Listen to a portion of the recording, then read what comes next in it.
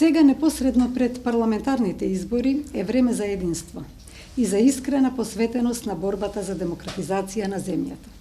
Во тоа име, Дом се откажа од намерата за самостоен настап и прифати да биде дел од опозиционата коалиција, што ја предводи Социјалдемократскиот сојуз на Македонија. Нашето излегување од владата пред речиси 2 години беше поздравено од јавноста и нотирано во извештајот на Европската комисија како важен пресвртен момент во политичката криза. Затоа изненадуваат сега поединечни реакции во кои се проблематизира мојата добитна позиција на коалиционите листи. Да, со коалициониот партнер за мене е договорено добитното 4-то место во изборната единица 2. Но јас не сакам функција по секоја цена. Ниту да послужам за сеење семе на раздор во демократската опозиција. На Македонија и предстои голема битка и потребни сме си сите, независно од етничкото, верското и политичкото потекло. Затоа одлучив да се откажам од добитната позиција на пратеничките листи, за да покажам што ми е приоритет.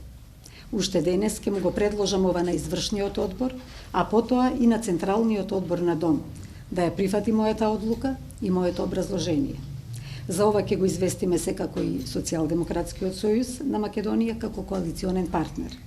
Дом има одлични кадри и сигурна сум дека на тоа место ќе влезе личност која доследно ќе се бори за демократските принципи.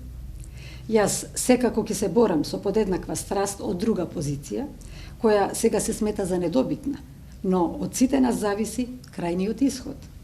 Ќе ги повикам членовите и симпатизерите на Дом да го сторат истото, зашто сите ние споделуваме желба за позитивни промени во Македонија. Токму во тоа име и излеговме од власта, иако бевме соочени со безпризорни санкции и притисоци. Во политиката е важен личниот пример. Мене не ми е прв пат во име на принципи да се откажам од некоја функција.